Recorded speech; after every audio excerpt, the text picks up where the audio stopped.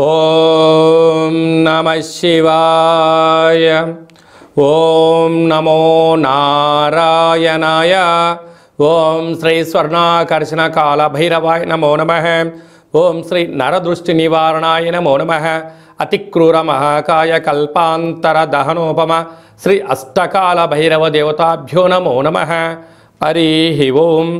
మా ఛానల్కి స్వాగతం. చూస్తున్న వీక్షకులకు ప్రేక్షకులకు ప్రియ కాళభైరవ భగవద్బంధులకి స్వాగతం పలుకుతూ మమ్మల్ని ఎంతగానో ఆదరిస్తూ ఉండబడినటువంటి ప్రియ సోదరీమణులకు సనాతన ధర్మ సంరక్షకులకు వీక్షకులకు మీ ఇంటి పురోహితుడిగా, మీ ఇంటి ఆస్ట్రాలజర్గా, మీ ఇంటి వాస్తు నిపుణుడిగా మీకు స్వాగతం పలుకుతూ ఈ శోభకృత నామ సంవత్సరానికి వీడికోలు పలుకుతూ ఈ సంవత్సరంలో ఉండబడినటువంటి అష్ట కష్టాలు ఈ సంవత్సరానికి స్వస్తి పలుకుతూ ఈ సంవత్సరంలో జరిగినటువంటి అద్భుతాన్ని, ఆనందాన్ని, ఐశ్వర్యాన్ని మూటగట్టుకొని రాబోయే కాలానికి స్వాగతం పలుకుతూ అందరిపైనను ఆ కాళభైరవ స్వామికి ఆశీస్సులు ఉండాలని కోరుకుందాం.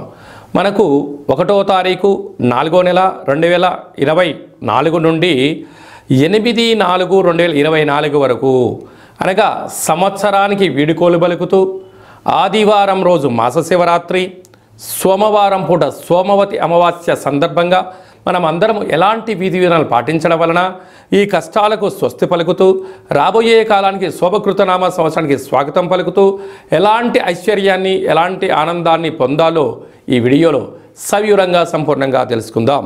ద్వాదశ రాశుల్లో గ్రహ గమనాన్ని కూడా ఒకసారి వీక్షింపచేద్దాం.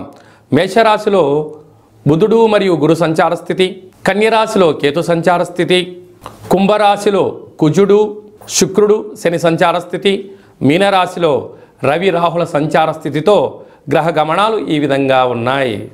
తులారాశి వారు ఈ అమావాస్య సందర్భంగా దేవతలకి చిత్రవర్ణం అంటే 5-6 రకాలు 7 రంగులు కలిగినటువంటి పుష్పాలను, గాజులను, అలాంటి రంగులు కలిగినటువంటి వస్త్రాన్ని ఏర్పాటు చేసుకొని కులదేవతలకు నైవేద్యంగా పెట్టుకొని గ్రామదేవత దగ్గర ఒక కొబ్బరికాయ కొట్టి పూజ చేసుకోవడము, అలాగనే సంపూర్ణమైనటువంటి చాకలి వారితో దిష్టి తీయించుకొని వారికి వీటిని దానం చేయడం వలన సకల ఆటంకాలు తొలగిపోయి అదృష్టం మీ సొంతం కలిగి మీరు అనుకున్న విజయం మీ సొంతం అవుతుందని చెప్పి గమనించాలి. ఈ తెలుగు సంవత్సరాది చివరి మాస శివరాత్రి, సోమవారం అమావాస్య, సోమవతి అమావాస్య సందర్భంగా మనము ఈ సంవత్సరంలో ఉన్న కష్టాలను ఎలా స్వస్తి పలుకుతూ ఎలా స్వాగతం పలకాలి అన్నట్లయితే వీలైనంత వరకు గృహాన్నంతా శుద్ధి పెట్టుకొని వీలైతే పెయింట్స్ కానీ రంగులు కానీ వేయించేసుకొని నూతన వస్త్రాలు మనం ఏర్పాటు చేసుకోగలగాలి. అదే కాకుండా ఆదివారం రోజు మాస శివరాత్రి మహాదేవుడికి యథాశక్తిగా పంచామృతములతో, గరికెతో, నవధాన్యాలతో యథాశక్తిగా అభిషేకం చేసుకోవడం. ఎందుకనగా మహాశివరాత్రి అంటే వెళ్ళినటువంటి వచ్చేటువంటి మొట్టమొదటి మాస శివరాత్రి అవ్వడం, తెలుగు సంవత్సరాదిలో శోభకృతి నామ సంవత్సరంలో చివరి మాస శివరాత్రి అవ్వడం, అలాగనే చివరి అమావాస్య అవ్వడం. అంటే మనము ఈ చివరి అమావాస్య అవగానే మనం ఏం చేస్తూ ఉంటామయ్యా అంటే మనకు పొలాల అమావాస్య అని, కొత్త అమావాస్య అని, అంటే ఒక్కొక్క ప్రాంతంలో ఒక్కొక్క రకమైన పేర్లు పిలవడం జరుగుతూ ఉంటుంది. కనుక ఎవరి ఆశీస్సులు మనకు ఉండలేకపోయినా పితృదేవతల యొక్క ఆశీస్సులు మనకు శ్రీరామ రక్ష, గ్రామ దేవతల యొక్క రక్ష మనకు శ్రీరామ రక్షగా భావించగలగాలి. ఎందుకనగా ఒక ఇంటికో పెద్ద ఎలా ఉంటాడో ప్రతి గ్రామానికి గ్రామదేవత పెద్దమ్మ తల్లి ఉంటుంది. రాయలసీమ ప్రాంతంలోనేమో పోలేరమ్మని, ఎల్లమ్మని, పోచమ్మ అని చెప్పుకుంటూ ఉంటాం. అదే మనం ఆంధ్ర వైపు వచ్చామనుకోండి నూకాలమ్మని, పెద్ద పెద్ద కార్యక్రమాలు అమ్మవారికి జరుగుతూ ఉంటాయి. మనకు తెలంగాణ రాష్ట్రానికి వచ్చేటువంటి లోపల మైసమ్మని, నల్లపోచమ్మని, విశేషంగా బంగారు మైసమ్మ అని చెప్పి పెద్దమ్మ తల్లి అంటాడు. అంటే ప్రాంతం ఏదైనా భావము ఒక్కటే, అమ్మవారు సహస్రాది రూపాలలో ఉంటారు. కనుక అమావాస్య రోజున తెలుగు సంవత్సరానికి అమావాస్యకు వీడుకోలు పలుకుతూ ఈ సంవత్సరంలో జరిగినటువంటి ఆటంకాలంతనూ కూడా తొలగింపజేసే శక్తి ఈ యొక్క కొత్త అమావాస్య అంటారు. అంటే కొత్త సంవత్సరానికి మనం స్వాగతం పలకబోతూ పాత సంవత్సరానికి వీడుకోలు పలుకుతూ ఈ కొత్త అమావాస్య రోజు మనం ఏం చేయాలి అన్నట్లయితే గతించినటువంటి పెద్దవారి యొక్క స్మరణ, వారి పేరు పైన మనము పశువులకు కానీ బ్రాహ్మణులకు కానీ స్వయం పాకం దానం ఏర్పాటు చేయడం. రెండవది కులదేవతలు. ఇష్టదేవతలు, గ్రామ దేవతల యొక్క పూజ. అందుకే ఇలాంటి కాల సమయంలో మనం ఏం చేయగలగాలి అన్నట్లయితే ఇంటినంతా శుద్ధి పెట్టుకొని ఇంటి గుమ్మాలకు కానీ సింహద్వారాలకు కానీ శ్రీరామ అనేటువంటి అక్షరాలను రాసుకోవడం, స్వస్తికి రాయడం, అలాగనే ఇంట్లో పూజామందిరంలో దేవతల్ని శుద్ధి పెట్టుకొని అఖండమైన దీపాన్ని ఆ ఒక్క పూట పెట్టుకొని, మనకు పులగము అంటాం రాయలసీమ ప్రాంతంలో, అలాగే మనకు తెలంగాణకు వచ్చినప్పుడు కిచిడి అంటారు, ఆంధ్ర ప్రాంతానికి వచ్చినప్పుడు పులిహోర అంటాం. అంటే ఒక్కొక్క ప్రాంతంలో ఒక్కొక్క రకం అంటే ఉడికేటువంటి అన్నంలో అంటే బియ్యంలో పెసరపప్పు కొద్దిపాటి పసుపును వేసి అన్నాన్ని ఉడికింపచేసి తెల్ల నువ్వుల పచ్చడిని ఏర్పాటు చేసుకొని, అలాగనే గారెలు, బూరెలు, ఉండ్రాళ్ళు, భక్ష్యాలు లాంటివి చేసుకొని కులదేవతలకు నైవేద్యంగా పెట్టి గతించిన పెద్దవారికి నైవేద్యంగా ఏర్పాటు చేసుకొని, అవన్నీ ఏర్పాటు చేసుకొని ఒక కొత్త చీరే, 2 జాకెట్ పీసులు, గాజులు, పూలు, పళ్ళను ఏర్పాటు చేసుకొని మన ఇంట్లో అంటే మన ప్రతి గ్రామంలో చాకలి వాళ్ళు ఉంటారు, వారిని పిలిచి వారికి బొట్టు పెట్టి గాజులు పెట్టి వారి చేత మీరు ఇంటి యజమానులందరూ కూడా చీపిరి అనగా జాడు అంటే మనకు తెలంగాణ ప్రాంతంలో పొరక అంటారు ఒక్కో ప్రాంతంలో, వాటితో దిష్టి తీయించుకొని ఈ చాకలి వాళ్ళను ఇంటి ఆడపడుచుగా మనం భావిస్తాం కనుక ఈ వండినటువంటి పదార్థాన్ని వారికి నైవేద్యంగా పెట్టి వీరికి ఆడపిల్లగా మనకు ఆడపడుచుగా భావించి పెట్టడం వలన సాక్షాత్తుగా అమ్మవారి యొక్క రూపమే వారి అని భావించాలి కనుక వారికి ఆ రోజు వారి చేత ఇంటిలో దిష్టి తీయించుకోవడం, ఇంటిలో ఒక గుమ్మడికాయని పలగొట్టించడం, వారి చేత మనము ఆశీర్వచనం పొందడం, వారికి ఈ యొక్క స్వయం పాకాన్ని వండినటువంటి ఈ పులగాన్ని ఏర్పాటు చేయడం వలన వారే గ్రామ దేవతల రూపంగా భావించాలి. ఇచ్చి ఏర్పాటు చేసినట్లయితే మనకు పట్టినటువంటి శని, మనకు పెట్టినటువంటి దరిద్రము సర్వము తొలగిపోయి సంపూర్ణంగా ఐశ్వర్యానికి రాబోయే సంవత్సరానికి స్వాగతం పలుకుతారని చెప్పి గమనించాలి. వీలైనంత వరకు చాకలి వాళ్ళతో దిష్టి తీయించుకోవాలి.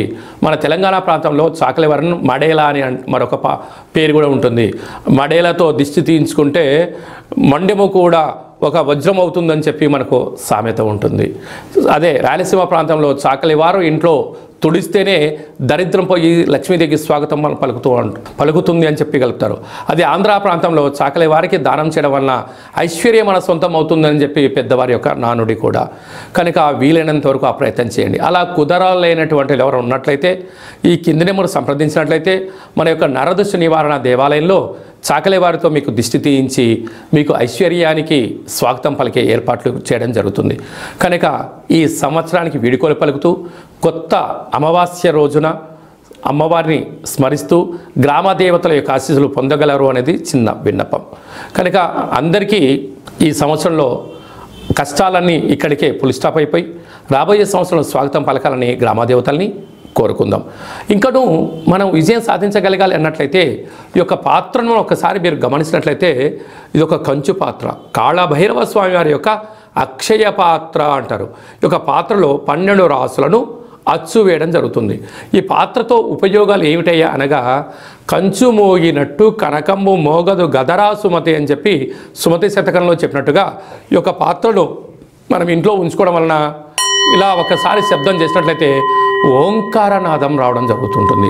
ప్రణవం ఓంకారం అంటే మనం ఏ పని ప్రారంభించినా ఓం అనే శబ్దంతోనే ప్రారంభిస్తాం. ఈ యొక్క శబ్ద తరంగాలు ఇంట్లో ప్రసరించడం వలన అందులో ఈ కొత్త అమావాస్యకు స్వాగతం పలుకుతూ మనం చేయడం వలన ఇంట్లో ఉండబడినటువంటి జ్యేష్ఠాదేవి, దుష్టశక్తులు, తాంత్ర ప్రయోగాలు తొలగిపోయి ఐశ్వర్యం కలిగినటువంటి మహాలక్ష్మీదేవి అమ్మవారు మన ఇంట్లోకి స్వాగతం పలుకుతుంది. ఎలాగో ఒకసారి చూద్దాం.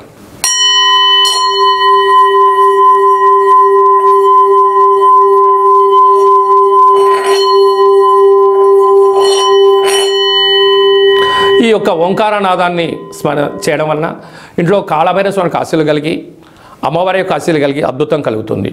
ఈ ఆసక్తి గలవారు ఈ అక్షయ పాత్రను ఎవరైతే సొంతం చేసుకుంటారో వారందరికీ కష్టాలు తొలగిపోయి ఐశ్వర్యం, నరదృష్టి, శత్రు ప్రభావాలు, తాంత్రిక ప్రయోగాలు తొలగిపోయి వ్యాపార ఆకర్షణ, జనాకర్షణ, వివాహం కాని వారికి వివాహము, సంతానం లేని వారికి సంతానము, ధనం కావాలనుకున్న ధనము, విదేశాన వెళ్ళాలి అనుకున్న వారు ఏదైతే కోరుకుంటారో అవన్నీ కాళభైరవుడు స్మరిస్తేనే ఇవ్వడం జరుగుతుంది. మీకు ఈ యొక్క అక్షయ పాత్రతో పిరమిడు, డాలరు, కంకణము మీకు ఏర్పాటు చేస్తూ పూజా కార్యక్రమాన్ని ప్రత్యక్ష ప్రసారంగా చూపించడం జరుగుతుంది. మీ పేరుపైన 41 రోజులు కుష్మాండ దీపాన్ని కూడా పెట్టడం జరుగుతుందని చెప్పి గమనించాలి. మీ వ్యక్తిగత జాతకం తెలుసుకోవాలనుకుంటున్నారా? మీ యొక్క పేరు, పుట్టినటువంటి తేదీ, నెల, సంవత్సరం, సమయం రాసి మీరు వాట్సాప్లో పంపించగలిగినట్లయితే సంపూర్ణమైనటువంటి జాతకాన్ని 100 సంవత్సరాల జాతకాన్ని వ్రాసి పంపించి మీరు పుట్టినప్పుడు గ్రహ గమనాలు ఎలా ఉన్నాయి, ప్రస్తుతం ఎలా ఉండబోతున్నాయి, రాబోయే కాలంలో ఎలా మారబోతున్నాయో సవివరంగా సంపూర్ణంగా తెలియజేయడం జరుగుతుంది. అలాగనే చాలామందికి డేట్ ఆఫ్ బర్త్లు ఉండవు. మీ పేరు యొక్క మొదటి అక్షరాన్ని అనుసరిస్తూ రాశిని తెలియజేస్తూ గ్రహ గమనాల పరిస్థితి వివరిస్తూ రమణ శాస్త్రం ద్వారా అనగా గవ్వళ ద్వారా భూత, భవిష్యత్, వర్తమానాన్ని కాళభైరవ ఉపాసన చేత తెలియజేయడం జరుగుతుంది. ఆసక్తి గలవారు, జ్యోతిష్యం తెలుసుకోవాలనుకుంటున్నవారు, జ్యోతిష్యం అనగా భవిష్యత్తుని ముందే అంచనా వేయడం, దానికి అనుకూలంగా ముందుకెళ్ళడం కనుక తెలుసుకొని మిమ్మల్ని ముందుకు తీసుకెళ్లే ప్రయత్నం జరుగుతుంది. కనుక ఆసక్తి గలవారు ఈ కింది నెంబర్ సంప్రదించి వాట్సాప్ ద్వారా, ఆన్లైన్ ద్వారా, ఆఫ్లైన్ ద్వారా అపాయింట్మెంట్ తీసుకొని సంప్రదించగలరు. అలాగనే భార్యాభర్తల మధ్య తరచూ గొడవ పడుతున్నారా? పోలీస్ స్టేషన్లు గొడవలు మనశ్శాంతి లేని జీవితం పొందుతున్నారా?